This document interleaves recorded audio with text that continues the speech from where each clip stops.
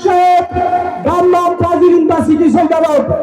আপনারা আমাদেরকে রাস্তা দিকে ঘোরাফেরা না করে আপনারা আমাদের প্যান্ডেলের মুখে চলে আসুন।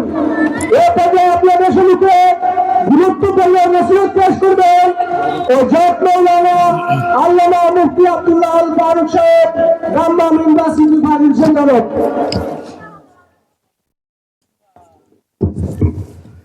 আসসালামু আলাইকুম ওয়া রাহমাতুল্লাহি ওয়া বারাকাতুহু। সবাই ভালো আছেন? ইনশাআল্লাহ। ভালো আছেন কে? আল্লাহ। আসার তৌফিক দিয়েছেন কে? আল্লাহ। আলহামদুলিল্লাহ। আলহামদুলিল্লাহ। الحمد لله نحمده ونستعينه ونستغفره ونؤمن به ونتوكل عليه ونعوذ بالله من شرور أنفسنا ومن سيئات أعمالنا من يهده الله فلا مضل له ومن يضلله فلا هادي له ونشهد أن لا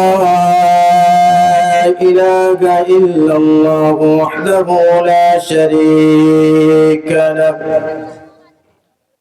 ولا شبيه له ولا نظير له ولا مثل له ولا مثيل له ولا مقارن له ولا مناظر له ولا مشابه له لا في ذاته ولا في صفاته ولا في ألوهيته ولا في ربوبيته وهو أحد صمد لم يلد ولم يولد ثم نشهد أن سيدنا وسندنا ونبينا وأولانا وسيدنا وأنورنا وأجملنا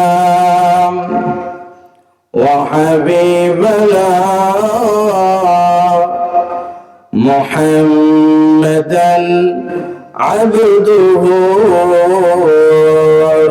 ورسوله الذي لا نبوة بعد نبوته ولا رسالة بعد رسالته ولا كتاب بعد كتابه ولا شريعة بعد شريعته وهو خاتم النبيين أما بعد فأعوذ بالله من الشيطان الرجيم بسم الله الرحمن الرحيم وإذ قال لقمان لابنه وهو يعظه يا بني لا تشرك بالله إن الشرك لظلم عظيم صدق الله العظيم وصدق رسوله النبي الكريم ونحن على ذلك من الشاهدين والشاكرين والحمد لله رب العالمين সকলে মহব্বতের সাথে দুরূদ শরীফ পড়ি। اللهم صل على محمد وعلى آل محمد كما صليت على إبراهيم وعلى آل إبراهيم إنك حميد مجيد.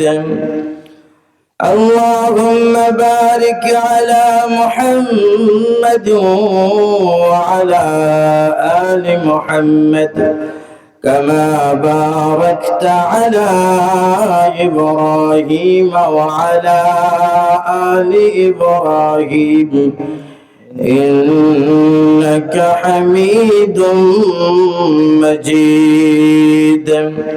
بلغ العلا بكماله كشف الدجى بجماله حسنت جميع خصاله آله. کجا فرعون کجا نمرود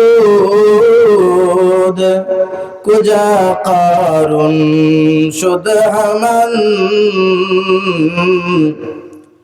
کجا شوکت شاہنشاہ کجا تخت سلیمان.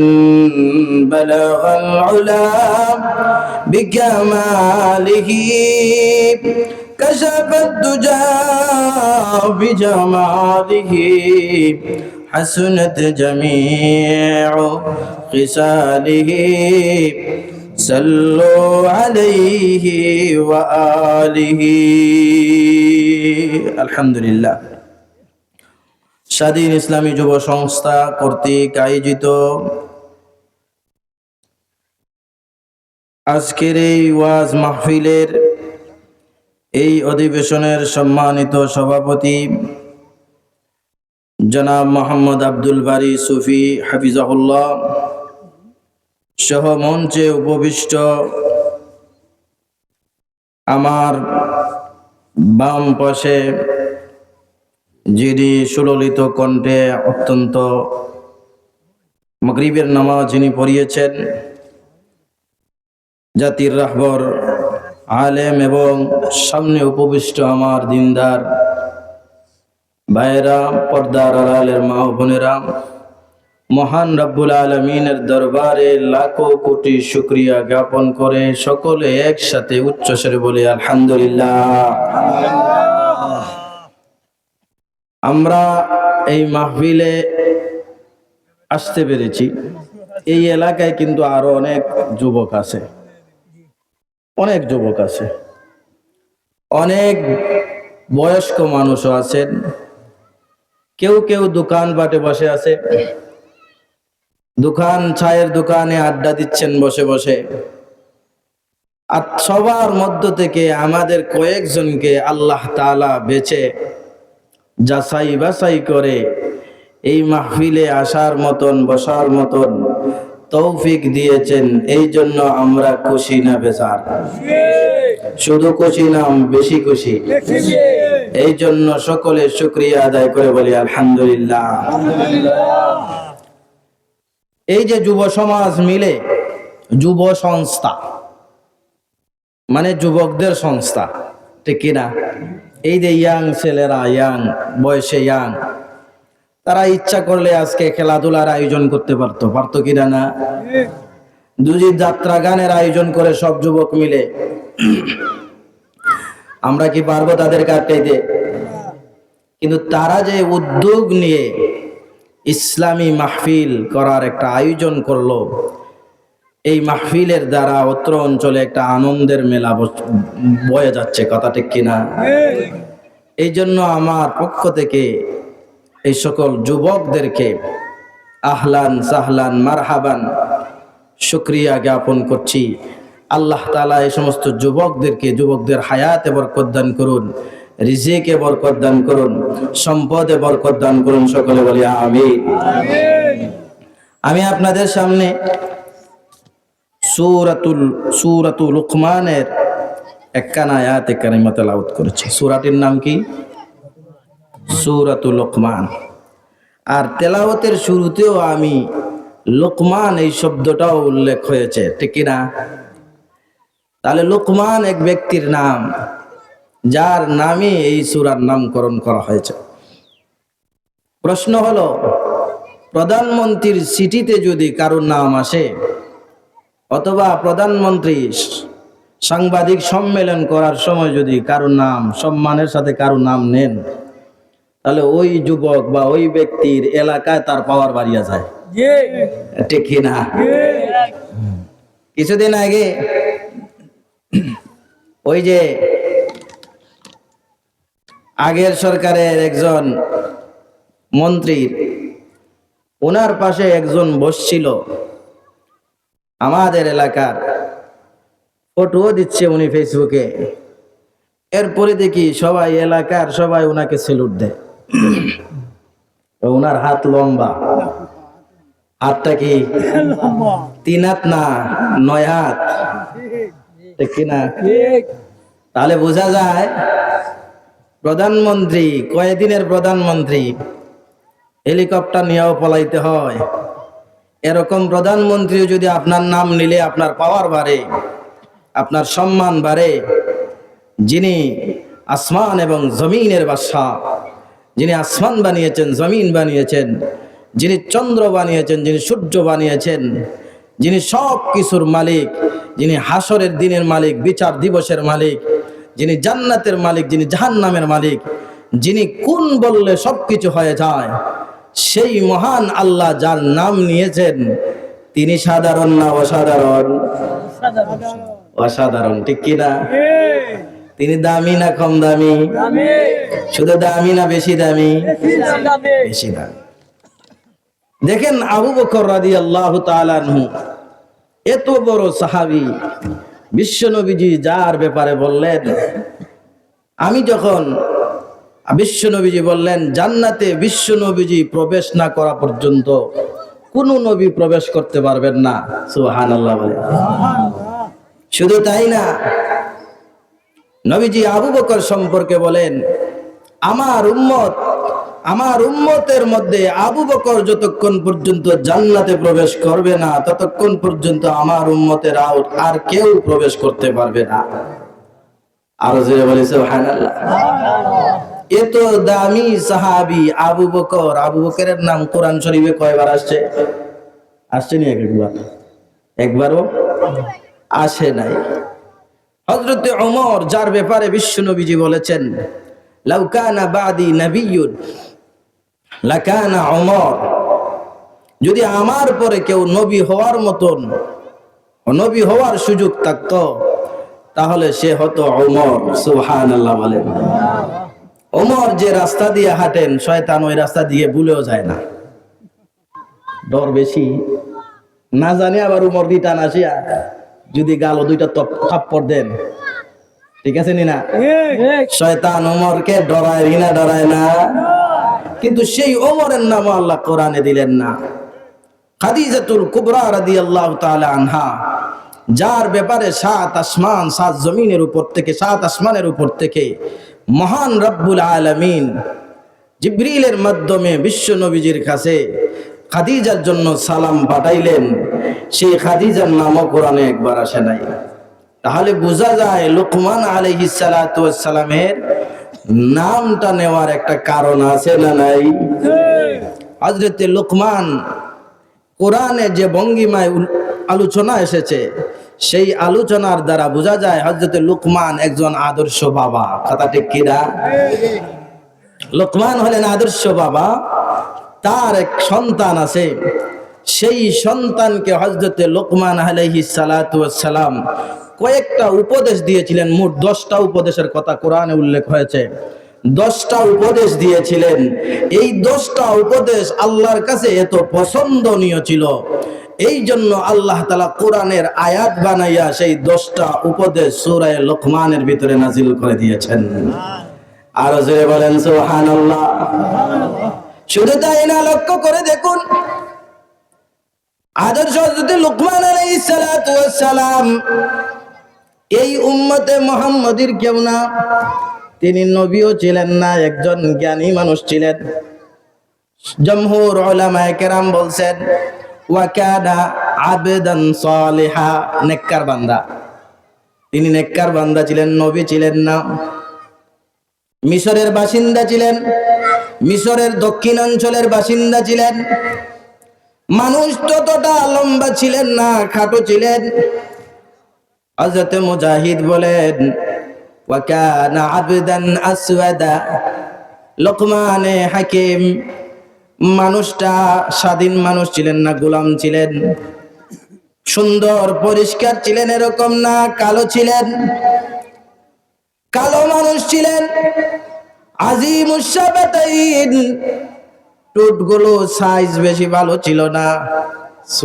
টুটের সাইজও কি ছিল না, ভালো না, লম্বা বড় বড় সেই।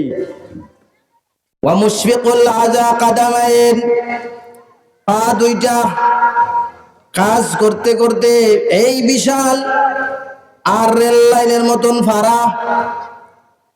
মানুষ দেখতে বেশি সুন্দর না, কিন্তু মনটা সুন্দর বানিয়ে দিয়েছিলেন কে?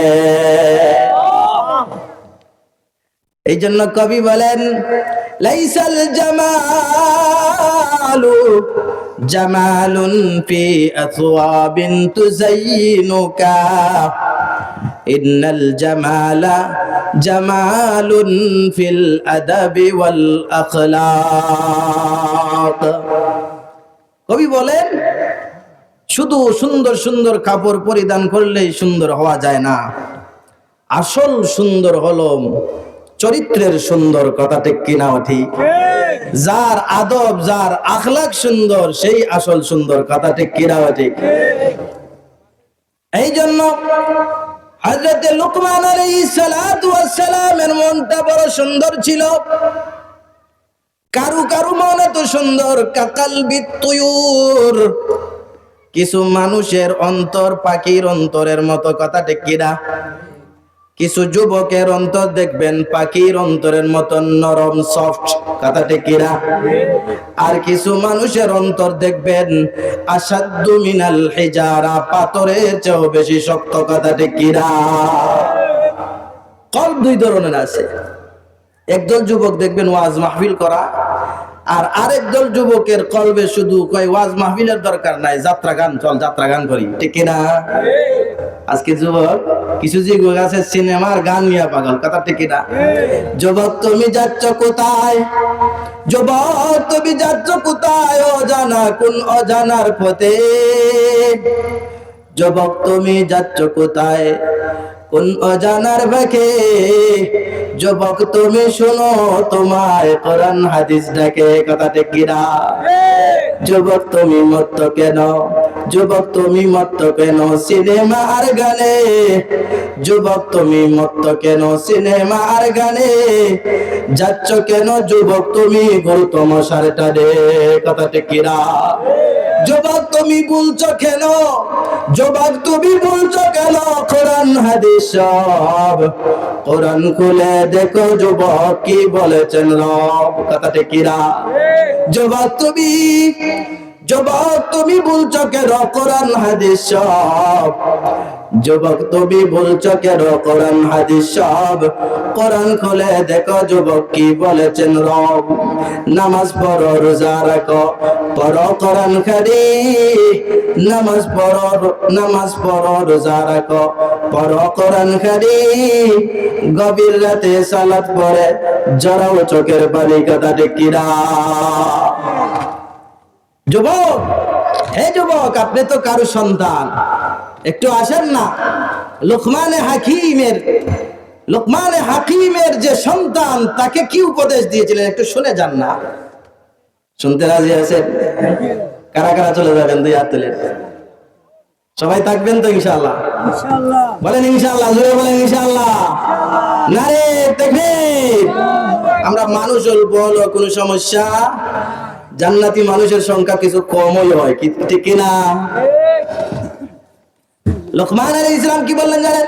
আল্লাহ বলেন ওয়াইদ ক্বালা لقمان لابنه وهو يعظه يا بني لا تشرك بالله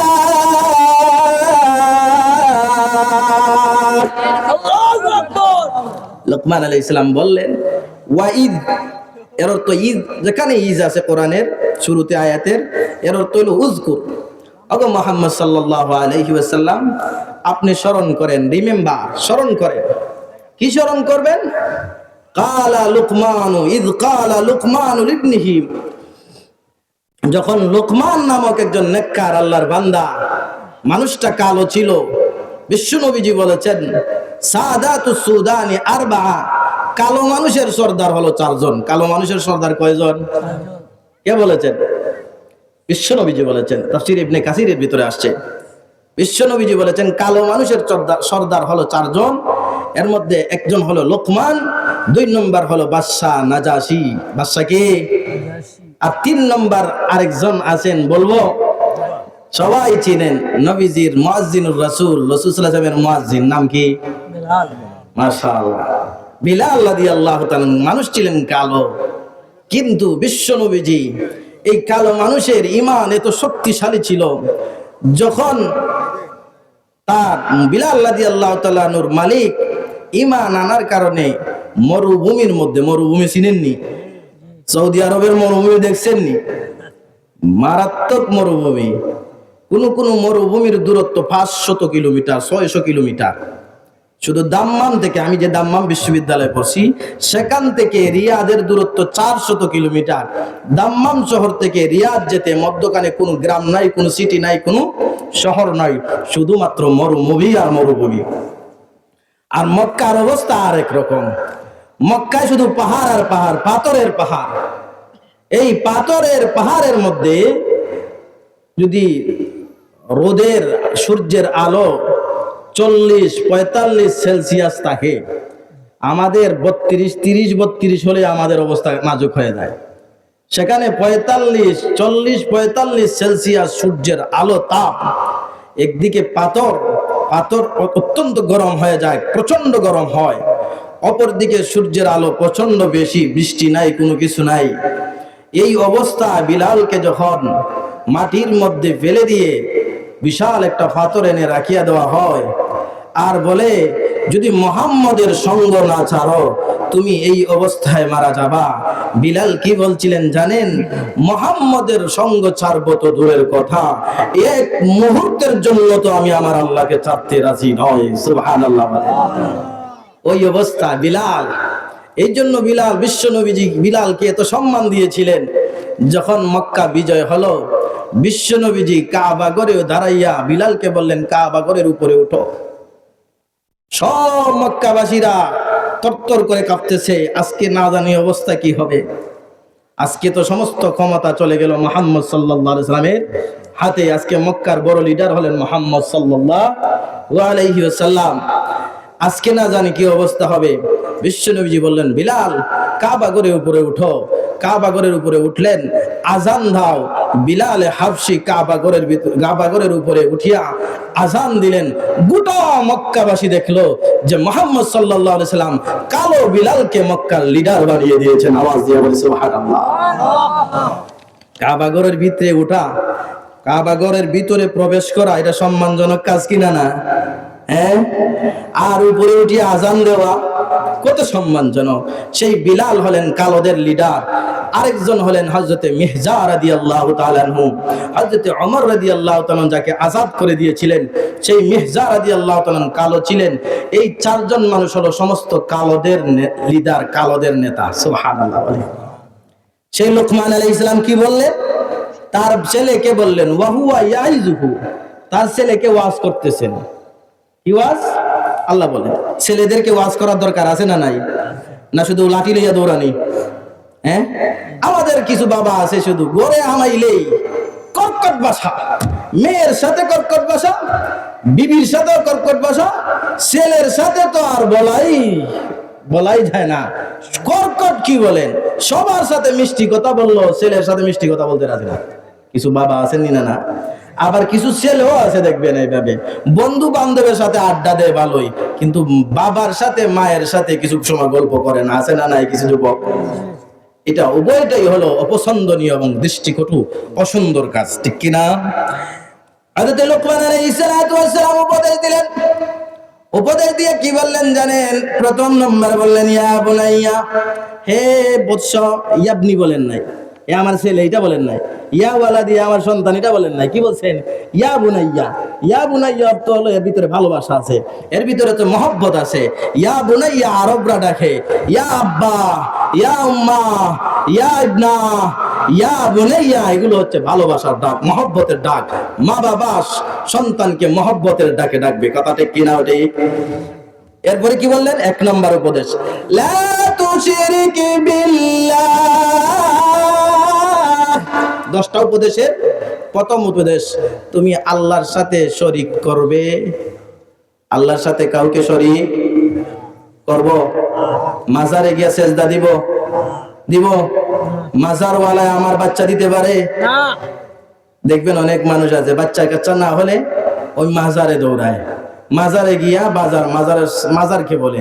অথচ রাত্রে 3টার সময় উঠে রব্বুল আলামিনকে যদি ডাক দিয়া বলে যে আল্লাহ আমাকে তুমি একটা নেককার সন্তান দান করো, যে আল্লাহ হযরত ইব্রাহিম আলাইহিস সালাতু ওয়াস সালামকে 100 বছরের সময় 80 বছর বয়সে যে ইব্রাহিম আলাইহিস সালামকে যে আল্লাহ সন্তান দিয়েছেন, সেই আল্লাহ কি এখন সন্তান দিতে অক্ষম?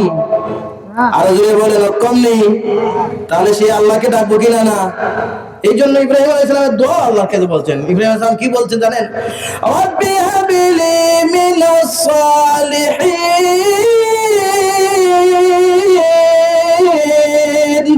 আল্লাহু আকবার। হযরত ইব্রাহিম আলাইহিস সালাম বলছেন, রব্বি, ও আমার রব, হাবলি, আমাকে দাও, মিনাস সালিহিন, সন্তান দাও। বলছেন না নেককার সন্তান দাও।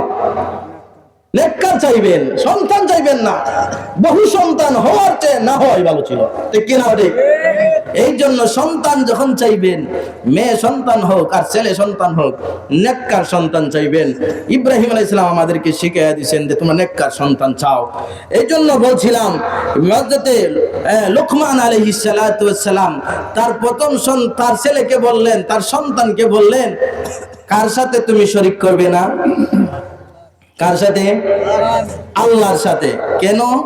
কারণটা উল্লেখ করে বলতেছেন, ইন্নাশ শিরকা লাযুলমুন আযীম। আরো আসতে বলেন আল্লাহু আকবার। আল্লাহু আকবার। আল্লাহর কালাম কোরআন শুনে বহু বিজাতি মুসলমান হয়ে গিয়েছে। আওয়াজ দেয়া বলেন সুবহানাল্লাহ। কোরআনের মতন সুন্দর কোন বাণী নাই আছে? নাই। বিশ্বাস না হলে দেখেন না, ইউটিউবে সার্চ দিলেই তুই পাইবেন। হিন্দুদের ধর্মগ্রন্থ তেলাওয়াত শুনেন, খ্রিস্টানদের ধর্মগ্রন্থ আর পাঠ শুনেন, দেখবেন কোরআনের মতন সুন্দর কোন তেলাওয়াত এই জমিনের ভিতরে নাই। আওয়াজ দেয়া বলেন সুবহানাল্লাহ। এরপরে তিনি বললেন কারণ হলো শিরিক মারাত্মক গুনাহ। শিরিক কি গুনাহ? লা যুলমুন আযীম, বিরাট বড় জুলুম, বিরাট বড় পাপ। আল্লাহ তাআলা অন্য এক আয়াতের ভিতরে বলছেন, কেউ যদি আল্লাহর সাথে শিরিক করে, অংশীদার করে, আল্লাহর মতো অন্য কাউকে মনে করে, আল্লাহ তাকে কখনোই মাফ করবেন না। কেউ কাউরে হত্যা করছে, গালি দিছে, সুগলগরি করছে, গীবত করছে, আপনার টাকা মাইরে খাইছে, এরকম যদি হয়, হয়তো আল্লাহ মাফ করে দিতে পারেন। যদি সেই বান্দাও মাফ করিয়া দেয়, আল্লাহ মাফ করে দিবেন। নামাজ পড়ছে না এক ওয়াক্ত, ঠিক আছে না? জীবনে নামাজে মসজিদে গিয়া পশ্চিম দিকে টক্কর দিছে না, আল্লাহ মাফ করতে পারেন কিনা? না, মাফ করতে পারেন। নামাজ যদি না পড়ে আল্লাহ মাফ করতে পারেন, এটা সম্ভাবনা আল্লাহ তাআলা। কিন্তু যদি শিরিক করে আল্লাহ মাফ করবেন? কোন এক বুজুর্গ বললেন, বুঝলাম না, আল্লাহ নামাজ না পড়লেও মাফ করে, নামাজ পড়ে নাই হয়তো মাফ করতে পারেন, কেউ কাউকে হত্যা করছে হয়তো আল্লাহ মাফ করতে পারেন, অন্যান্য কবিরা গুনাহ, বড় বড় গুনাহ আল্লাহ মাফ করতে পারেন, তওবা করলে তো মাফ করবেন ইনশাআল্লাহ। কিন্তু শিরিক করলে কেন আল্লাহ তাকে মাফ করবেন না, তিনি বিরাট টেনশন করছেন। একদিন রাস্তা দিয়ে হাঁটিয়া যান, আর ঘর সাইটের বাড়ির বাস্তার সাইটের যে ঘর আছে, জামাইয়ার বউ মাইর লাগছে, জামাইয়ার বউ দ্বন্দ্ব করতেছে। তখন তিনি শুনতেছে, বউ বলতেছে, কি তুমি শুনছি নাকি তুমি আরেকটা বিয়া করবা? তোমার ঘর 50 বছর ধরে আছি, না খেয়ে না পরিধান করে, কোনো সমস্যা না, না খেয়ে থাকবো, না পরিধান করে থাকবো, কিন্তু তুমি আরেকটা বিয়া করবা এটা মানতে পারি না। হয়তো আমার একদিন আর নয় তোমার একদিন। বুঝতে পারছেন?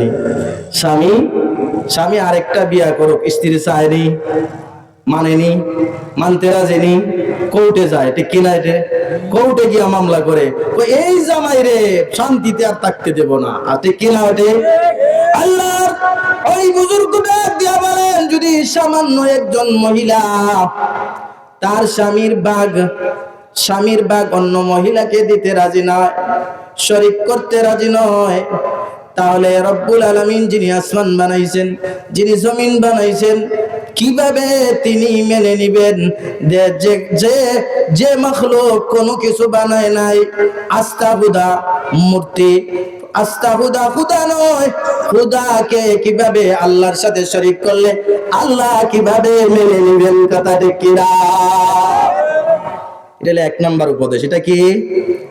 এরপরে 14 নম্বর আয়াতে ওয়াসাইনাল ইনসানা বিওয়ালিদাইহি, আব্বা আম্মার হকের কথা বলা হয়েছে।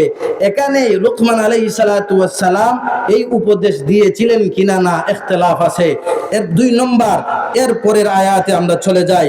এরপরে লুকমান আলাইহিস সালাতু ওয়াস সালাম তার সন্তানকে 2 নম্বর উপদেশ দিলেন। 2 নম্বর উপদেশ কি? ইয়া বুনাইয়া ইন্নাকা إن تك مثقال حبة من خردل فتكن في صخرة أو في السماوات أو في الأرض يأتي بها الله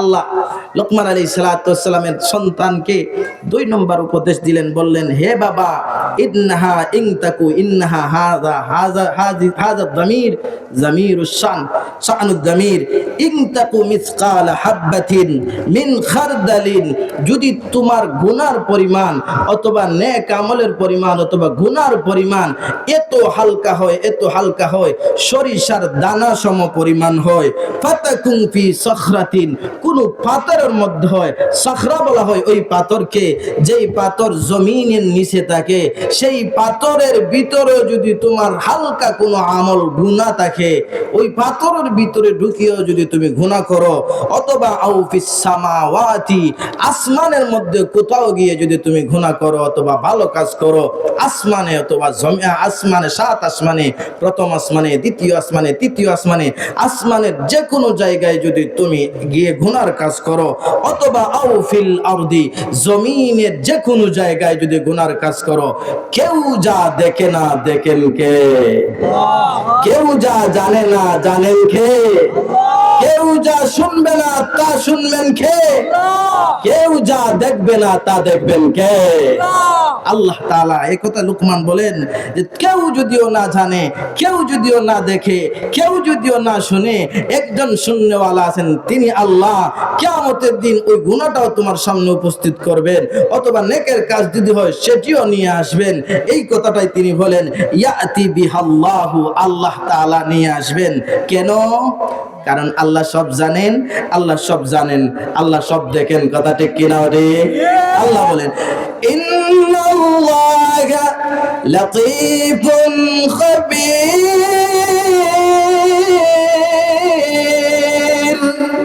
নিশ্চয়ই আল্লাহ তাআলা লতিফ, বড়ই সূক্ষ্ম, খাবীর, সব জানেওয়ালা। কেউ যা জানে না সব তিনি তাও জানেন কে? কিনা দেখ? এটা হলো 2 নম্বর উপদেশ। 3 নম্বর উপদেশটা এবার আরেকটু মনোযোগ দিয়ে শুনেন। 3 নম্বর উপদেশ কি?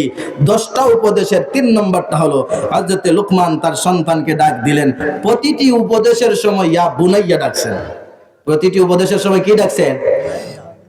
ইয়া বুনাইয়া, ইয়া বুনাইয়া, ইয়া বুনাইয়া।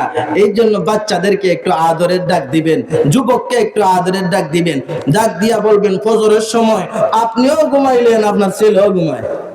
আসেনি এরকম আব্বা আম্মা?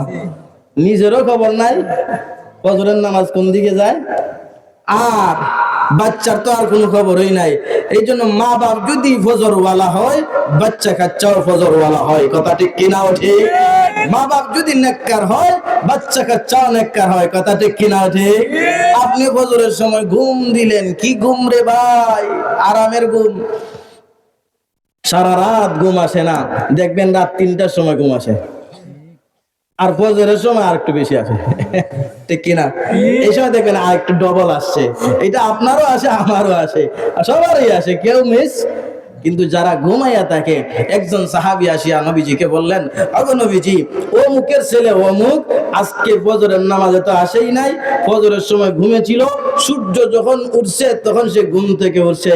নবীজি বলেন, বালাশ শাইতানু ফি উদুনাইহি, শয়তান তার কানে পেশাব করছে, এই জন্য ফজরের সময় উঠতে পারে না।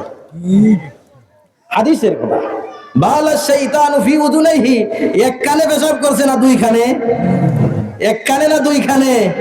আল্লাহর নবী বলেন ফি উযুনাইহি, উযুনাই, উযুনাইনে তাসনিয়া, উযুনুন এক বচন, উযুনাইন দ্বিবচন, উযুনাইহি তার দুইটা কানের মধ্যে প্রস্রাব করছে, বালা মানছে না শয়তানে। এইজন্য ফজর পড়ার দরকার আছে না নাই? হযরত লুকমান আলাইহিস সালাতু ওয়াস সালাম তার বাচ্চাকে 3 নম্বর উপদেশ দেন। 3 নম্বর উপদেশ শোনার দরকার আছে নি? কারা কারা শুনবেন? আল্লাহ বলেন, ইয়া বুনাইয়া আকিমিস সালাহ। আল্লাহু আকবার। এ বাচ্চা, এ বাবা, আকিমিস সালাহ, তুমি নামাজ পড়ো। আকিমিস সালাহ, তুমি। আচ্ছা, উপদেশ দিবেন কে? লুকমান আলাইহিস সালাম। উপদেশ দিবেন কে? আল্লাহ তাআলা কোরআনের আয়াত বানায় নাযিল করেছেন। আচ্ছা, লুকমান আলাইহিস সালাম আমাদের নবীর উম্মত না অনেক আগের? দাউদ আলাইহিস সালামের যুগে তিনি বনি ইসরায়েলের কাজী ছিলেন, জজ ছিলেন। কাজী, কাজী মানে আমাদের দেশে বিয়া পড়া যিনি, উনি কাজী। আর সৌদি আরবে যিনি কাজী, উনি বিচারক। আমার উস্তাদ শিক্ষক 10 জন ছিলেন রানিং কাজী। বড় বড় কোর্ট আদালতে তাদের রায়ে তারা যে সিদ্ধান্ত দিতে হয় সেটাই চূড়ান্ত সিদ্ধান্ত বলে গণ্য হতো। দাম্মাম বিশ্ববিদ্যালয়ে আমি বললাম, ইয়া উস্তাদি কাম রাতিবুকা, আমার উস্তাদ শায়েখ, আপনার স্যালারি কত, বেতন কত? আচ্ছা, আমাদের দেশের মৌলবী মসজিদের ইমাম সাহেব রে 15,000 দিলেই মনে করে বেশি দিয়ে দিছে, ঠিক কিনা? 20,000 দিলে ডক্টর আফম খালেদ সাহেব তিনি বলেন, আমি দাওয়াতে গেছি, 26 লক্ষ টাকার গাড়ি নিয়ে যার বাড়িতে গেলাম দাওয়াতে, 26 লক্ষ টাকার গাড়ি নিয়ে গেলাম, লোকটাও কোটিপতি, আমাকে দেওয়ার সময় 100 টাকার নোট বাইর করে দেখা দিয়া। আমাদের দৃষ্টিভঙ্গি পাল্টাতে হবে। মনে করে আলেম হুজুরের টাকার মধ্যে বরকত আছে, এই জন্য শুধু খালি ক্ষমায় আর শুধু ক্ষমায়। আমি ওনাকে বললাম, ইয়া শাইখানাল কারীম, উস্তাদানাল আযীম, কাম রাতিবুকা ফি মাহকামাতিকা, আপনার কোর্টে, আপনার আদালতে আপনার স্যালারি কত, আপনার বেতন কত? তিনি বলেন 60,000 রিয়াল, 60,000 রিয়াল। আল্লাহ আস্তে বলে সুবহানাল্লাহ।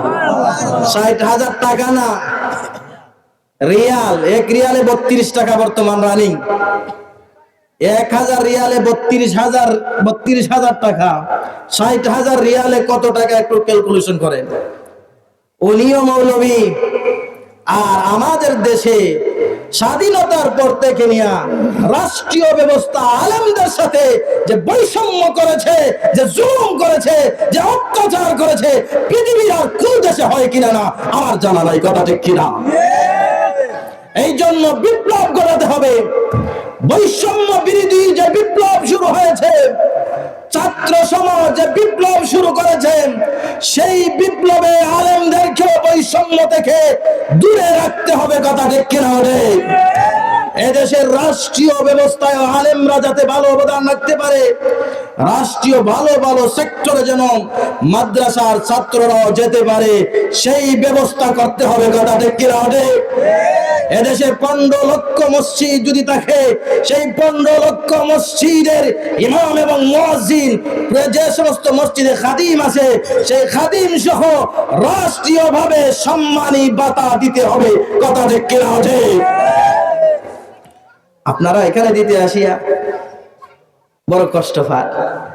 আমাদেরকে তো মনে করেন বারাটিয়া মোল্লা, বারাটিয়া মানুষ। এদেশের কোন আলেম বারাটিয়া নয়। কথা ঠিক কিনা? এদেশের সমস্ত আলেম এদেশের মাটির সন্তান। কথা ঠিক কিনা? এদেশের আলেমরা দেশ জাতির জন্য 24 ঘন্টা অতন্দ্র প্রহরীর কাজ করে যাচ্ছেন। কথা ঠিক কিনা? আওয়াজ দিতে হবে যুবকরা। ইসলামকে ডাউন করার জন্য তারা 24 ঘন্টা চিন্তা ফিকির করতো ইসলামকে কিভাবে ডাউন রাখা যায়, আলেমদেরকে কিভাবে ডাউন করে রাখা যায়, কিভাবে বাংলাদেশ থেকে ইসলাম শিক্ষাকে, দিল্লিতে ইসলাম শিক্ষাকে বিতাড়িত করার জন্য বিগত সরকার বারবার চেষ্টা করেছে। কথা ঠিক কিনা? এদেশের স্কুল, কলেজ, ইউনিভার্সিটির সিলেবাসে ওমরের গল্প, আবু বকরের গল্প বাদ দিয়ে রাম আর বামদের গল্পে দিয়ে ভরপুর করেছে। কথা ঠিক কিনা?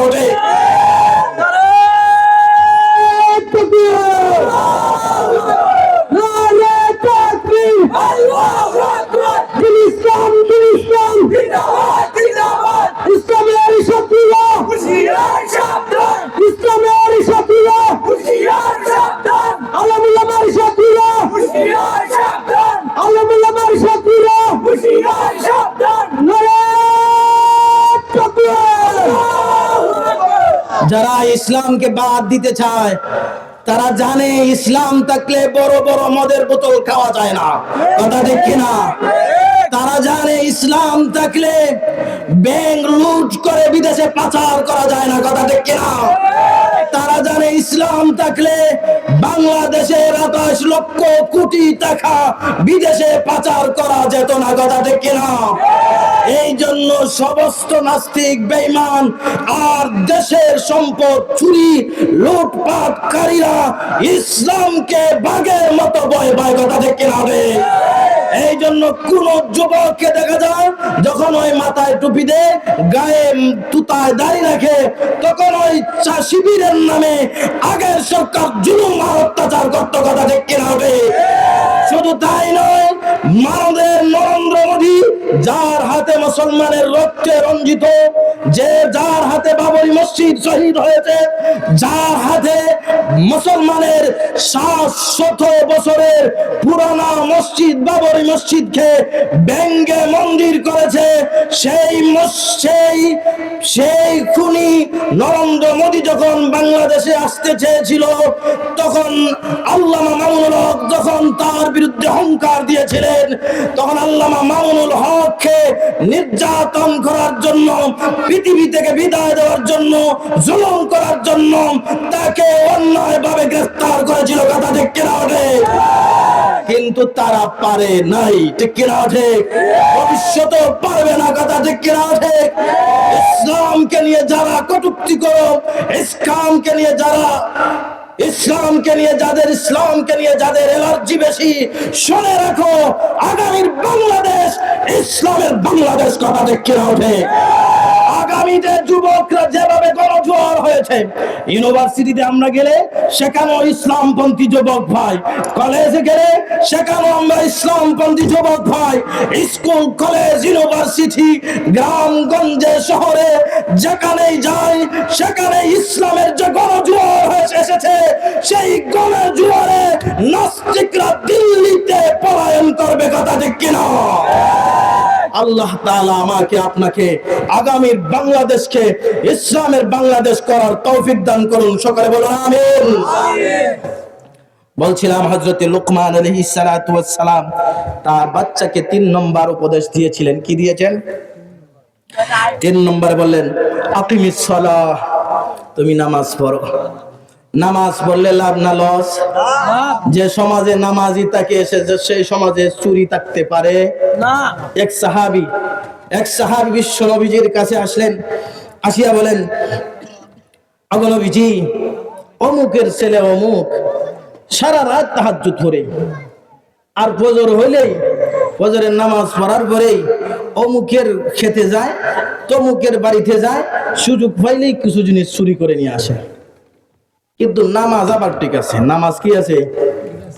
ঠিক আছে। নবীজি বললেন তাকে তার নামাজ পড়তে দাও, দেখবা অচিরেই তার নামাজ চুরিকে বাদ দিবে, অথবা তার চুরি নামাজকে বাদ দিবে। সুবহানাল্লাহ। চুরির চেয়ে নামাজের পাওয়ার বেশি, কথা ঠিক কিনা? ওয়াসজুদ ওয়াক্তারিব, বান্দা যখন সেজদা করে তখন আল্লাহর সবচেয়ে কাছাকাছি চলে যায়। নামাজের পাওয়ার এত বেশি, আল্লাহ তাআলা বলেছেন, আল্লাহ কি বলেছেন? ওয়াকিমিস সালাত ইন্নাস সালাতা তানহা আনিল ফাহশাই ওয়াল মুনকার। তোমরা নামাজ পড়ো। নামাজ কেন পড়বা? ইন্নাস সালাতা তানহা আনিল ফাহশাই ওয়াল মুনকার, নিশ্চয় নামাজ অশ্লীল কাজ আর মুনকার কাজ, ফাহশা এবং মুনকার দুইটা শব্দ। ফাহশা থেকেও বাধা দেয়, মুনকার থেকেও বাধা দেয়। ফাহশা হলো অশ্লীল কাজ, যেটা হিন্দু ধর্মীয় হারাম, বৌদ্ধ ধর্মীয় হারাম, খ্রিস্টান ধর্মীয় নিষিদ্ধ, মুসলমান ধর্ম নিষিদ্ধ, এটার নাম হলো ফাহশা। যেমন জিনা, যেমন কি জিনা কোন ধর্মে জায়েজ আছেনি? মিথ্যা কথা বলা কোন ধর্মে জায়েজ আছেনি? চুরি করা কোন ধর্মে জায়েজ আছেনি? কোন ধর্মেই, সব ধর্মেই নিষিদ্ধ, এটার নাম হলো ফাহশা। আল মুনকার, মুনকার হইলো পাপ কাজ, যেটা অন্য ধর্মে যে কোনো হুকুম হইতে পারে, কিন্তু ইসলাম ধর্মে এটা গুনাহের কাজ। যেমন মদ পান করা, মদ পান করা হিন্দু ধর্মে তারা তাদের ধর্ম অনুযায়ী তারা খাইতে পারে, কিন্তু আমাদের ধর্ম অনুযায়ী আমরা খাইতে পারবো নি? খাইতে পারবো না। এটার নাম মুনকার। নামাজ অশ্লীল এবং মুনকার, ফাহশা এবং মুনকার কাজ থেকে বাধা দেয়, কথা ঠিক কিনা? ঠিক।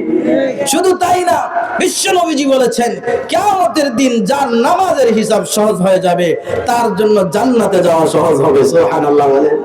শুধু তাই না, আল্লাহর নবী বিশ্ব নবীজি বলেন আউয়ালু মা ইউহাসাবু বিহিল আবদু ইয়াউমাল কিয়ামাতিস সালাহ, কিয়ামতের দিন সর্বপ্রথম যে বিষয়ে হিসাব নিকাশ হবে সেই বিষয়টার নাম কি বলেন?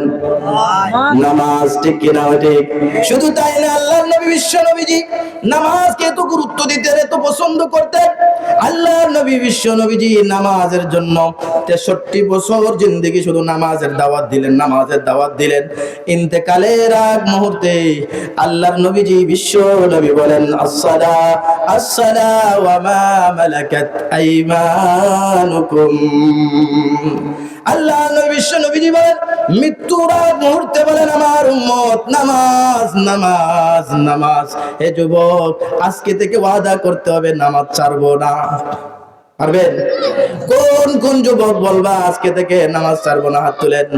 আল্লাহ গো, আমাদের সবাইকে তুমি নামাজি নামাজি বানাইয়া কবরে যাওয়ার তৌফিক দান করো। সকলে বলেন আমিন।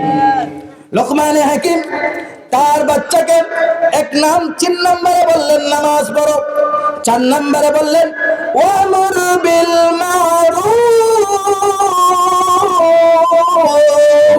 আল্লাহু আকবার। আয়াতে লোকমানে হাকিম 4 নম্বর উপদেশ দিলেন, বাবা শুধু নামাজ পড়লে হবে না, সমাজে যদি কোনো অসৎ কাজ করে দেখা যায়, সমাজে যদি কোনো গুনাহের কাজ হয়, সমাজে যদি যাত্রার গান হয়, সিনেমার গান হয়, সমাজে যদি কোনো গুনাহের কাজ হয়, বিয়ে বাড়িতে দেখবেন গান হয়, হয়নি? কিছু কিছু বিয়ে বাড়িতে আপনাদের অঞ্চলে আসেনি? আছে। আমাদের এরিয়াতে আছে। কি ওই যে এগুলোর নাম কি? ও বাক্স নিয়ে আসিয়া ডুম্মুর ডুম্মুর ডুম্মুর ডুম্মুর চলেনি? হ্যাঁ, বিয়া দেখাই ডুম্মুর ডুম্মুর দেখাইয়া বিয়া দেখানোর দরকার। গান চলবে নি? যুবকরা নিষেধ করবেন নি? তাহলে সৎ কাজের আদেশ করবেন আর অসৎ কাজের কি করবেন? নিষেধ করবেন। হযরত লোকমান আলাইহিস সালাতু ওয়াস সালাম বাচ্চাকে 4 নাম্বার উপদেশ দিলেন, তুমি সৎ কাজের আদেশ করবা, নামাজ পড়ো। তাবলীগ ওয়ালারা নামাজের কথা কয়নি? হয়। সৎ কাজের আদেশ নিনা না তাবলীগ ওয়ালা? তো তাবলীগ ওয়ালা বালা নাই কেনি? বালা নিনা না? ভালো নামাজের কথা বলে, আল্লাহ এবং আল্লাহ রসুলের কথা বলে, কোরআন এবং সুন্নাহর কথা বলে, আখিরাতের কথা বলে, জান্নাতের কথা বলে, তাহলে তাবলীগ ওয়ালারে নিয়ে এত এলার্জি কেনে, ঠিক কি না? একটু যাচাই বাছাই করেন। যদি কোরআন এবং হাদিসের বিরুদ্ধে হয়, কোনো কথা আসিয়া যায়, ওটা বলেন, তারা শুধরায় নিবে, ঠিক কি না? ঠিক। তাহলে আমিও আপনার মতন আপনার ভাই, আপনি আমার ভাই, কথা ঠিক কি না? ঠিক। ইন্নামাল মুমিনুনা ইখওয়া, নিশ্চয় মুমিন মুমিনের কি দুশমন? না ইখওয়া মানে দুশমন না ভাই? ভাই আল্লাহ বলছেন নি ইন্নামাল মুমিনুনা আদা, এটা বলছেন না আদুবুন, একে অপরের দুশমন, না কি বলছেন? ভাই ভাই। এখন এমন অবস্থা ভাই, তাবলীগওয়ালা সুন্নিওয়ালা এরকম অবস্থা, তাবলীগওয়ালা সুন্নিওয়ালারে দেখতে পারে না, সুন্নিওয়ালা তাবলীগওয়ালারে দেখতে পারে না, মনে করে একে অপরের দুশমন। নাউজুবিল্লাহ। একে অপরের ভাই ভাই কিনা না? আমরা একে অপরের ভাই। এটা হলো 2 নম্বর। 3 নম্বর, 4 নম্বর। 5 নম্বরে কি? 5 নম্বরের উপদেশ হলো ওয়ান্নানিল মুনকার। 5 নম্বর উপদেশ, তুমি কি করো? অসৎ কাজের নিষেধ করো। অসৎ কাজের কি করো? আচ্ছা, সৎ কাজের আদেশ আর অসৎ কাজের নিষেধ যদি সমাজ থেকে বন্ধ হয়ে যায়, তাহলে সেই সমাজ আর ভালো থাকতে পারে না, কথা ঠিক কি না? যেদিন থেকে স্কুলের স্যার আর মাদ্রাসার হুজুর বাচ্চাকে শাসন করলেই মা বাপ দৌড় মারি স্কুলে যায় শিক্ষকের বিরুদ্ধে লাঠি নিয়া, স্কুলের মাস্টার সাহেবের বিরুদ্ধে লাঠি দিয়া, কোনো যাচাই বাছাই করে না। ভাই মোল্লা মারলো কেন, হুজুর মারলো কেন, আজকেই দেখে নিব। যেই দিন থেকে শিক্ষক ছাত্রকে শাসন করা বাদ দিয়ে দিছেন, সৎ কাজের আদেশ অসৎ কাজের নিষেধ করলেই তো শাসন লাগে, ঠিক কিনা? যেদিন থেকে শিক্ষকের বিরুদ্ধে অভিভাবক অ্যাকশন নেওয়া শুরু করছে, সেই দিন থেকেই যুবকরা মা বাপরে পিটানি শুরু করছে, কথা ঠিক কিনা? আর জোরে বলেন, কথা ঠিক কিনা? আপনি তো শিক্ষকের কাছেই দিলেন বাচ্চাকে ভালো মানুষ বানানোর জন্য, কথা ঠিক কিনা? আর আপনি এখন আবার লাঠিও নিয়ে যান, তাহলে আপনার ওই বাচ্চা কিছুদিন পরে আপনি যে শিক্ষকের বিরুদ্ধে লাঠি নিয়ে গেছেন যে বাচ্চার কারণে, সেই বাচ্চা তো মানুষ হবে না, অমানুষ হয়ে যাবে। কিছুদিন পরে দেখবেন ওই বাচ্চা লাঠি নিয়ে তোমার বিরুদ্ধে অ্যাকশন নেবে, ঠিক কিনা? এই জন্য সৎ কাজের আদেশ অসৎ কাজের নিষেধ। বলছিলাম কয় নম্বর গেল? 5 নম্বর গেছে কিনা না? এরপরে আসবেন ওয়াসবির আলা মা আসাবাক, সবর করো, ধৈর্য ধরো। যখন তুমি সৎ কাজের আদেশ দিবা আর অসৎ কাজের নিষেধ করবা, তখনই তোমার উপরে বিপদ আসবে, ঠিক কিনা? নবীজি যখন 40 বছর বয়স কত বছর? সবাই কি বলে? আলামিন। সবাই কি বলে? আমিন মুহাম্মদ সাল্লাল্লাহু আলাইহি ওয়াসাল্লাম আলামিন, ওয়া হুয়া খায়রুনা ওয়া হুয়া সাইয়্যিদুনা ওয়া হুয়া ফখরুনা ওয়া হুয়া সাইয়্যিদুল কওম। তিনি আমাদের সর্দার, তিনি আমাদের আইডল, তিনি আমাদের আদর্শ, তিনি আমাদের ভালো যুবক, তিনি আমাদের ভালো মানুষ। এইভাবে তারা লকব দিতে লাগলো। হুয়া আমিনুনা, সে আমাদের আলামিন, সে আমাদের বিশ্বস্ত যুবক। তারা বড় খুশি মুহাম্মদ সাল্লাল্লাহু আলাইহি সাল্লামের প্রতি। যেই দিন থেকে নবীজি বললেন ঈমান আনো আর অসৎ কাজ শিরিক থেকে দূরে থাকো, মূর্তি পূজা থেকে দূরে থাকো, সেই দিন থেকে নবীজি আর তাদের কাছে আলামিন ছিলেন না, দুশমন হয়ে গেছেন, ঠিক কিনা? তাহলে ইমাম সাহেব যতদিন ভালো কাজ করবেন, মিঠা মিঠা ওয়াজ, মিঠা মিঠা ওয়াজ, ততদিন এই সবাই বলবে ইমাম সাহেব মারহাবা, ঠিক কিনা? আমাদের ইমাম সাহেব মারহাবা। আর যেই দিন থেকে ইমাম সাহেব বলবেন সুদ খাওয়া হারাম, সুদ করার বাড়িতে দাওয়াত খাইব না, সেই দিন থেকেই দেখবেন ইমাম সাহেব বাদ হয়ে গেছেন। আর জুড়ে বলেন, যেই দিন থেকে সুদের বিরুদ্ধে বলবেন, যে সেই দিন যদি কমিটির মাঝে সুদখোর কেউ থাকে, তখন ইমাম সাহেব সে ভালো পায় না, তখন সে চিন্তা ফিকির করে ইমাম সাহেবের অনেক দিন হয়ে গেছে, 10 বছর হয়ে গেছে এখানে, এখন ইমাম সাহেব পাল্টাইতে হবে। আর ঠিক কিনা? 10 বছর ভালো ছিলেন, এখন ইমাম সাহেব একটু ফাত্রা হয়ে গেছেন, ওই বাড়িতে যান সেই বাড়িতে যান। আসলে ইমাম সাহেব এই বাড়ি আর সেই বাড়ি যান না, এতদিন সুদের কথা বলছিলেন না, এখন সুদের কথা বলা শুরু করছেন। আপনার গায়ে অ্যালার্জি আছে, এই জন্য আপনার চুলকানিও শুরু হয়ে গেছে, এখন চিন্তা ফিকির চেষ্টা করতেছেন ইমাম সাহেবরে পাল্টানোর, কথা ঠিক কিনা?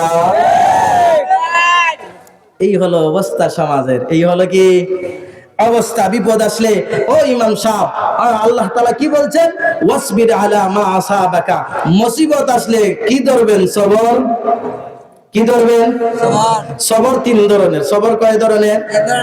তিন ধরনের সবর। এটা ওইগুলো যদি আলোচনা করি তাহলে অনেক লম্বা আলোচনার দরকার, ওই দিকে আমি যাচ্ছি না। কয় নম্বর গেল? 6 নম্বর গেল। এরপরে আল্লাহ তাআলা বলতেছেন সৎ কাজের আদেশ করা, অসৎ কাজের নিষেধ করা। এটা সব মানুষের দ্বারা সম্ভব? সম্ভব নেই না। মামুনুল হকের মতন মানুষ দরকার। মামুনুল হকের মতন মানুষ দরকার, যাকে নিয়ে পঙ্গু করবা। কিছু আল্লাহর ওয়ালিদের মতন মানুষ দরকার, যাদেরকে ফাঁসিতে ঝুলাইবা, তারপরও তারা ঈমান থেকে সরবে না। ঠিক কিনা? ঠিক। এইভাবে এই জন্য আল্লাহ তাআলা বলছেন সৎ কাজের আদেশ, অসৎ কাজের নিষেধ, এবং এর উপরে অটল থাকা। বিপদ আপদ আসলে ধৈর্য ধারণ করা, এটা স্বাভাবিক কোনো বিষয় নয়, এটা দুঃসাহসিক একটা বিষয়, মারাত্মক বড় বিষয়, অনেক বড় বিষয়। ওই কথাটা পরবর্তী আয়াতে আল্লাহ বলেন। আল্লাহ কি বলেন? ইন্না যালিকা মিন আজমিল উমুর। আল্লাহ বলেন এটা হলো দুঃসাহসিক একটা বিষয়। ইন্না যালিকা, ওই যে সৎ কাজের আদেশের কথা বলছি, যালিকার দ্বারা আল মুশারুন ইলাইহি হলো সৎ কাজের আদেশ, অসৎ কাজের নিষেধ, এবং সৎ কাজ আর অসৎ কাজ করলে যে বিপদ আসবে সেই বিপদের উপর সবর ধারণ করা। এই তিনটা কাজ করা স্বাভাবিক বিষয় নয়, বিরাট বিষয়। কথা ঠিক কিনা? ওঠে। এরপরে চলে যাই আমরা 7 নাম্বার 8 নাম্বার উপদেশে। 8 নাম্বার 9 নাম্বার উপদেশ। 9 নাম্বার উপদেশ কি? লোকমান আলাইহিস সালাতু ওয়াস সালাম তার বাচ্চাকে 9 নাম্বার উপদেশ দিলেন। কি দিলেন? ওয়ালা তুসাইর খাদ্দাকা লিন্নাস।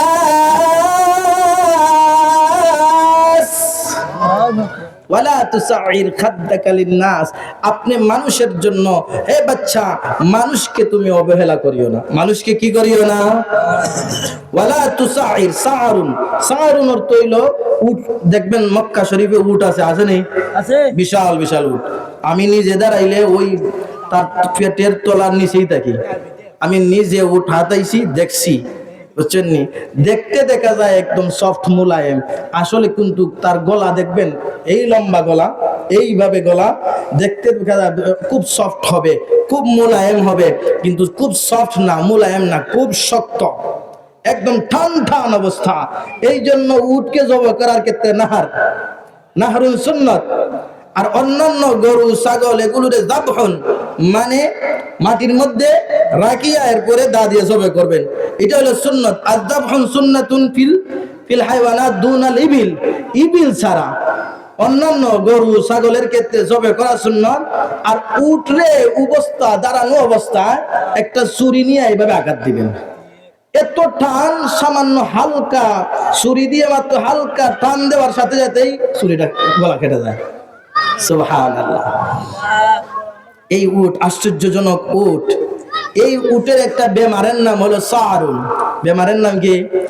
সাআরুন। কিছু কিছু উট আছে, তার অসুস্থ হলে বা বেমার হলে দেখবেন ঘাড় এইভাবে তেরা হয়ে যায়, ঘাড় এইভাবে তেরা, সোজা করতে পারে না, এইভাবে তেরা হয়ে যায়। তো আরবরা বলে, এই তোমার গাল তেরা করিও না, তোমার গাল তেরা করিও না। এর অর্থ হলো তুমি মানুষকে অবহেলা করিও না, তুমি মানুষকে কি করিও না। আপনার সাথে কেউ কথা বলতে আসতেছে, নবীজি, বিশ্ব নবীজির আদর্শ ছিল, যখন কেউ কথা বলতে আসতো তখন নবীজি এইভাবে কথা বলতেন না, ভালো আছেন এইভাবে বলতেন না, বিশ্ব নবীজি এইভাবে, কেমন আছেন, ভালো আছেন, একদম মুখামুখি হয়ে সামনা, মানে আমি আপনাকে যে গুরুত্ব দিচ্ছি এই জিনিসটা প্রকাশ পেতে হবে। আমি আপনাকে গুরুত্ব দিচ্ছি না, অবহেলা করছি। ইসলাম এটাকে পছন্দ করে, পছন্দ করেন ইসলামে? ইসলাম মানুষকে সম্মান দেয়। ইসলাম মানুষকে কি দেয়? ইসলাম মানুষকে সম্মান দেয়। এই জন্য হযরত আদম আলাইহিস সালাতু ওয়াস সালাম আর হাওয়া আলাইহিস সালাতু ওয়াস সালাম এরা হলেন আমাদের আব্বা আম্মা, ঠিক কি না? এই জন্য কাফের যে, হিন্দু যে, বৌদ্ধ যে, খ্রিস্টান যে, মুসলমান, সবাই কার সন্তান? এক আব্বার এক আম্মা, ঠিক কিনা? আমরা সবার আব্বা আম্মা এক কিনা না? এই জন্য কোন হিন্দুকেও আপনি অসম্মান দিয়ে কথা বলতে বৌদ্ধ কেউ, খ্রিস্টান কেউ পারবেন না। বিশ্বনবী সাল্লাল্লাহু আলাইহি সাল্লামের কাছে এক কাফের আসলো, বিশ্বনবীজি তার জন্য বিশ্বনবীজি নিজের গায়ের চাদরটা বিছাইয়া দিলেন। আর জোরে বলেন সুবহানাল্লাহ।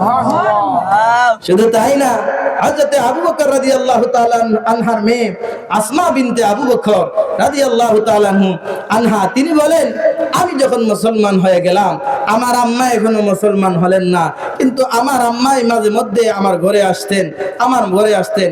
আমি মনে মনে সন্দেহ করলাম, আমার আম্মা তো মুসলমান না আর আমি মুসলমান, আসলে আমার আম্মার লগে সদ্ব্যবহার করব কি করব না।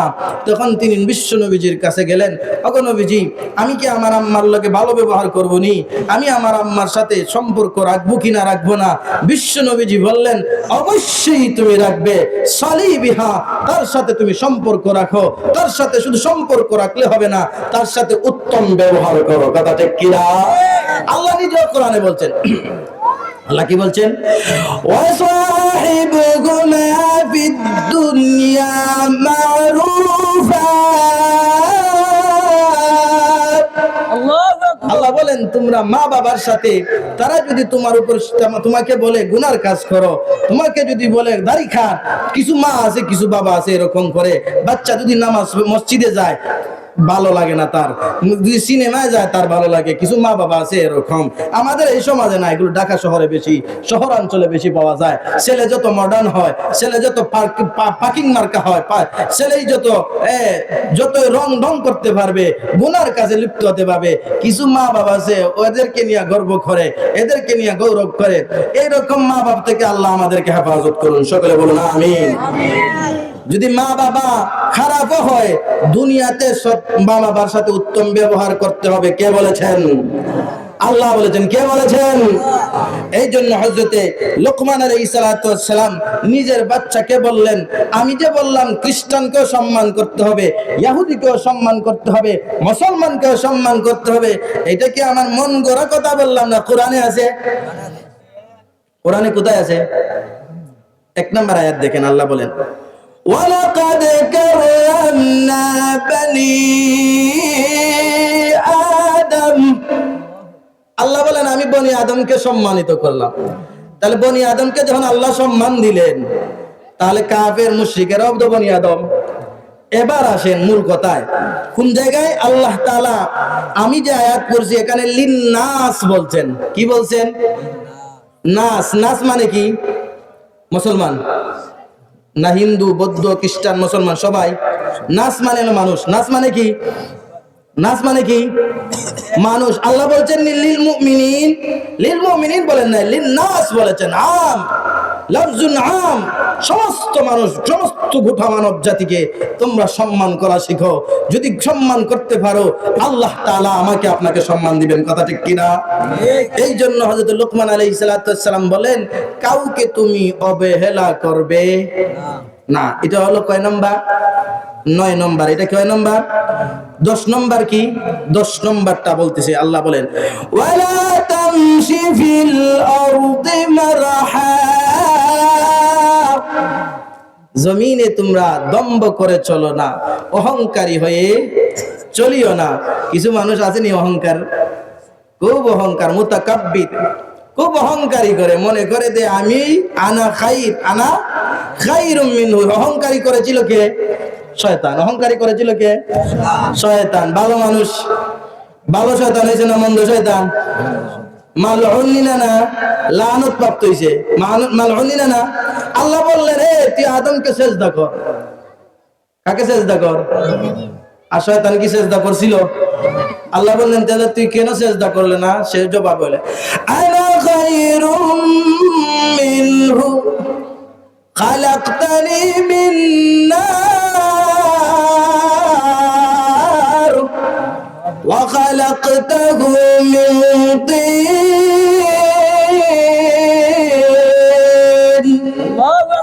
শয়তান বলে কি জানেন? আমি তো তার চেয়ে শ্রেষ্ঠ, আমি তো আদমের চেয়ে ভালো। কেন? আবার যুক্তিও দেখায়। খালাকতানি মিন নার, আপনি তো আমারে বানাইছেন আগুন থেকে, ওয়া খালাকতাহু মিন তিন, আর আদমকে বানাইছেন মাটি থেকে। মাটি সবসময় নিচের দিকে যায়, আগুন সবসময় উপরের দিকে যায়। এই জন্য আমার দৃষ্টিতে মাটির চেয়ে আগুন শ্রেষ্ঠ। এই জন্য শয়তান বলে আমি আদম থেকে শ্রেষ্ঠ। নাউজুবিল্লাহ বলে। সম্মান কি আগুনের মধ্যে না মাটির মধ্যে? আচ্ছা, সম্মান কি মাটির মধ্যে না আগুনের মধ্যে? কোনো কিছুর মধ্যে না। সম্মান তো ইমানের মধ্যে, ঠিক কিনা? ঠিক কিনা? ফেরেশতা নূরের তৈরি, দামি কিনা না? দামি কিনা না? আবার জিন্নতের মধ্যে কিছু ইমানদার আছে, আগুনের তৈরি জিন্নত, তাদের মধ্যে তো কিছু ইমানদার আছে। সেই সমস্ত ইমানদারের কথা আল্লাহ তাআলা কোরআনের ভিতরে উল্লেখ করেছেন। নাফারুন মিনাল জিন্নি, জিন্নতের এক দল আসছে, কোরআন শিখছে, নবীজির কাছে ঈমান আনছে, সাহাবী হয়ে পৃথিবী থেকে বিদায় নিয়েছে। সম্মান কম না বেশি?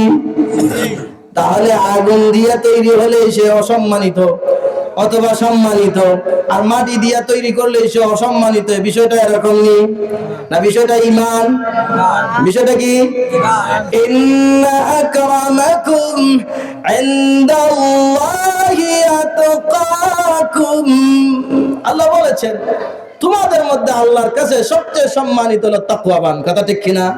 যার তাকওয়া আছে সে সম্মানিত, যার তাকওয়া আছে কি সে সম্মানিত। এই জন্য বলছেন অহংকারী করা যাবে। এরপরে বলেন আল্লাহ, ইন্নাল্লাহা লা ইউহিব্বু কুল্লা মুখতালিন ফাখুর।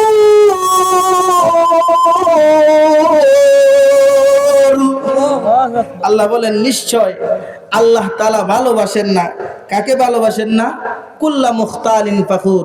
মুখতাল অর্থ হইল অহংকারী, ফাখুর অর্থ হইল অহংকারী। মুখতাল আর ফাখুরের মধ্যে মাল ফারকু বাইনাহুমা। মুখতাল আর ফাখুর দুইটা শব্দ আনার দরকার কি? আল্লাহ তো কোনো হিকমত ছাড়া দুইটা শব্দ আনেন না। কোরআনের কোথাও এমন একটা শব্দ পাইবেন না অযথা আনছেন, এমনিতেই আনছেন, কোনো না কোনো কারণে আনছেন। এক আয়াতের ভিতরে আল্লাহ বলছেন হাসাদ, হিংসা করিও না। অন্য আয়াতের ভিতরে আসছেন গিল্লুন, তোমরা হিংসা করিও না। হাসাদ আর হিংসার মধ্যে তো পার্থক্য আছে। কোন যেখানে যে শব্দের দরকার সেখানেই রব্বুল আলামিন আনছেন। ঠিক তদ্রূপভাবে কুল্লু মুখতালিন ফাখুর। মুখতাল অর্থ কি, ফাখুর অর্থ কি? দুইটা শব্দ এক জায়গায় আনার দরকার কি? দুইটার অর্থই তো হলো মুতাকাব্বির, দাম্ভিক, অহংকারী। তাহলে দুইটা শব্দ আনার দরকার কি? না না, দুইটা শব্দের মধ্যে পার্থক্য আছে। কোন মানুষ ঘরে বসিয়ে আল্লাহর দরবারে সে অহংকারী বলে গণ্য হবে। কোন মানুষ ঘরে বসা, কারো কাছে গেছে না, কিন্তু মনে মনে করে আমি শ্রেষ্ঠ, আনা খাইর। ঘরে বসিয়া তার অহংকারে ভিতরের মধ্যে বসিয়া একদম অহংকারের এত বড় ডিম্বা একটা বানছে, বুঝতে পারছেন নি? কিন্তু অন্যকে কাউকে বলে না, কারো কাছে যায়ও না, কারো কথাও বলে না, কিন্তু নিজের বাড়িতেই আছে, সেও আল্লাহর দরবারে অহংকারী। এই জন্য যে ব্যক্তি নিজে মনে করে বড়, অন্য কারো সামনে প্রকাশও করে না, এই ব্যক্তিরে বোঝায় মুখতাল। মুখতালুন ফি নাফসিহি আই মুতাকাব্বিরুন ফি নাফসিহি। মনে করে সে বড়, আসলে বড় সে বড় না আল্লাহ বড়? আপনি কি জাত বড়? মশারি ছাড়া ঘুমাইতে পারেন না, ঠিক কিনা? মশারি ছাড়া ঘুমাইতে পারেননি? হ্যাঁ, মশারি ছাড়া ঘুমাইলে মশা যখন খানের মধ্যে আসিয়া ডাক দেয়, সবচেয়ে মিজাজটা ওই সময় গরম হয়, ঠিক কিনা? ঠিক। আমার অন্তত মিজাজটা গরম হয়ে যায়। তাহলে খুলিকাল ইনসানু দাঈফা, আপনি তো বড়ই দুর্বল। আপনারা তো অহংকারী, কি মশার কামড় সহ্য করতে পারেন না?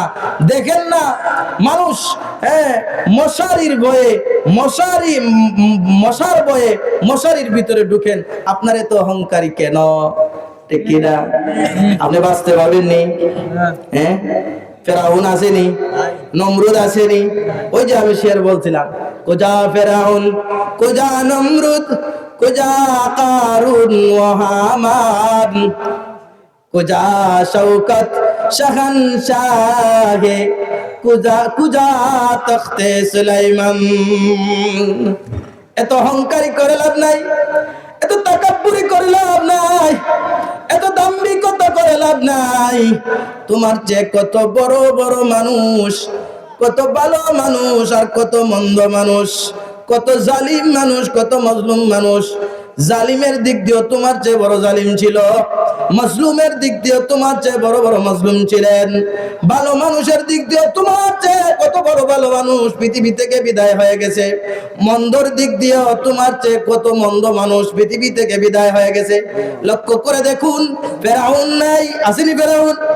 ফেরাউনের মতন শক্তিশালী আপনি না। নমরুদ নাই, নমরুদের মতো আপনি শক্তিশালী না, যে যার গোটা দেশবাসীর বিরুদ্ধে বলল আনা রাব্বুকুমুল আলা, আমি ছোট খুদা না, সে বলে আনা রাব্বুকুমুল আলা। আলা ইসমে তাবদীল, এর অর্থ হইল আমার চেয়ে বড় কোনো লিডার নাই, ঠিক কিনা? কিন্তু ফেরাউন নমরুদ আসেনি, কারুন আসেনি, কোটি কোটি টাকার সম্পদ কারুন সে নাই, চলে গিয়েছে, হামান চলে গিয়েছে। ও বন্ধু, শুধু তাই না, কুজা শাহান, কুজা শৌকত শাহান শাহে, কুজা তখতে সুলাইমান, কত বাদশাহ রাজা বাদশার শান শান শৌকত মাটির সাথে বিলীন হয়ে গেছে, ঠিক কিনা? সুলাইমান আলাইহিস সালাতু ওয়াস সালামের মতন নবী ছিলেন, তিনিও যদি পৃথিবীতে থাকতে পারেন নাই, আপনিও যে থাকতে পারবেন না নিশ্চিত কথা, ঠিক কিনা? আলা ইয়া সাকিনাল কাসরিল মুআল্লা সাতুদফানু আন কারিবিন ফিত তুরাবি কালিলুন উমরুনা ফি দার দুনিয়া ওয়া মারজিউনা ইলা বাইতিত তুরাবি। একদিন তোমারই নাম মসজিদে হবে এলান, কথা ঠিক কিনা? একদিন তোমারই নাম মসজিদে হবে এলান, তৈরি থাকো, তৈরি রাখো, তৈরি থাকো, তৈরি রাখো, কবরের মলসামাদ, একদিন তোমারই নাম মসজিদে হবে এলান, কথা ঠিক কিনা? পন্ডই। এই জন্য আসুন, কেউ থাকতে পারবো না। আল্লাহ তাআলা বলেন ইন্নাল্লাহা লা ইউহিব্বু কুল্লা মুখতাল, যে নিজে নিজে মনে মনে বড় অহংকারী, তাকেও আল্লাহ ভালোবাসেন না। শুধু তাই না, ফাখুর, যে অন্যের উপর অহংকারী দেখায়, বলে আনা খাইরুম মিনকা ফি মালিন, আনা খাইরুম মিনকা মিন আওলাদিন, আনা খাইরুম মিনকা মিন আমওয়ালিন, আনা খাইরুম মিনকা মিন নাসাবিন, আনা খাইরুম মিনকা মিন কাযা কাযা কাযা, যে বলে আসিয়া তোমার চেয়ে আমার সম্পদের দিক দিয়ে আমি বেশি অহংকারী, তোমার চেয়ে আমি ভালো, বেটা তোর কি আছে? আমার ছেলে 3টা আমেরিকায় আছে, 2টা ইংল্যান্ডে আছে, 2টা ইউনিভার্সিটিতে পড়ায়, অহংকারী, ঠিক কিনা? তাকাব্বুর, তোর কি আছে রে? তোর কি সম্পদ আছে? আমার মৌলভীবাজার শহরে 3-5 তলা বিশিষ্ট 3টা বাসা আছে, ঢাকায় একটা আছে, তোর কি আছে? 2 টাকার মোল্লা, ঠিক কিনা? এটা অহংকারী কিনা না? অন্যের বিরুদ্ধে যখন, অন্যের বিরুদ্ধে গিয়া যখন আপনি বলবেন, অন্যের উপরে গিয়া নিজেকে বেটাগিরি দেখাইবেন, নিজের ব্যক্তিত্বকে প্রকাশ করবেন, নিজেকে বড় মনে করবেন, এটার নাম হলো ফাখুর। এই জন্য আল্লাহ রাব্বুল আলামিন বলেন ইন্নাল্লাহা লা ইউহিব্বু কুল্লা মুখতালিন ফাখুর। আল্লাহ তাআলা আমাকে, আপনাকে, সবাইকে এই 10 উপদেশ নিয়ে কবরে যাওয়ার তৌফিক দিন। আরো জোরে বলেন আমিন, আরো জোরে বলেন আমিন। আল্লাহ তাআলা আমাকে, আপনাকে, সবাইকে নেককার হয়ে আল্লাহ তাআলা কবরে যাওয়ার মতন তৌফিক দান করুন। ওয়া আখির দাওয়ানা আলহামদুলিল্লাহি রাব্বিল আলামিন। আসসালামু আলাইকুম ওয়া রাহমাতুল্লাহি ওয়া বারাকাতুহু। এখনই হয়তো